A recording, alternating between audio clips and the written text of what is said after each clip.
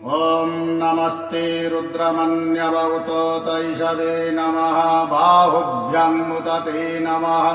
जाते रुद्रशिवा तनूरघोरा पापकाशिनी त्वया न तन्वासन्तमया गिरिशन्ता विचाकसीः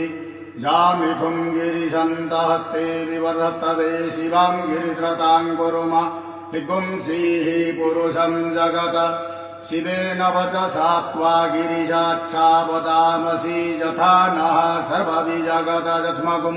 सुमना असत अद्यवोचदधिवक्ता प्रथमो दैव्याभिषक महिश्च सर्वाञ्जं भयं सर्वास्य जातु धन्यो धराचीः पराशुभ असौ जस्ताम्रो अरुणौ तव व्रोः सुमङ्गलः जेतैनकुं रुद्रा अभितोऽधिकुधृताः सहस्रशो गुम्हेडयीमहे असौजो बसर्पति नीलग्रीवो विलोहितः उतैनं गोपा अदृशन्नदृहाज्यः सदृष्टो मृडयातिनः नमोऽस्तु नीलग्रीवाय सहस्राख्यायमीढुषे पथोदे अस्य सत्वानो हन्तेभ्यो करं नमः गमुञ्च धन्वनस्तमुभयो राज्यो ज्याम्म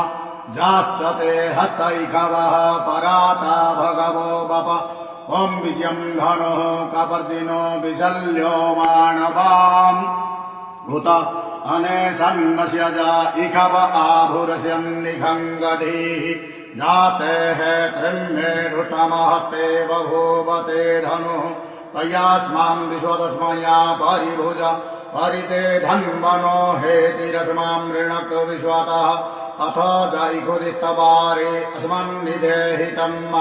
अवतत्यधनुष्टगुं सहस्राख्यसते सुदे निषिर्जशल्यानां मुखा शिवो नः सुमना भव नमस्त आयुधायानां तताय कृष्णवे उभाभ्यामुतते नमो बाहुभ्यां तव धन्वने मानो महं तमुत मानो अर्भकं मानोख्यन्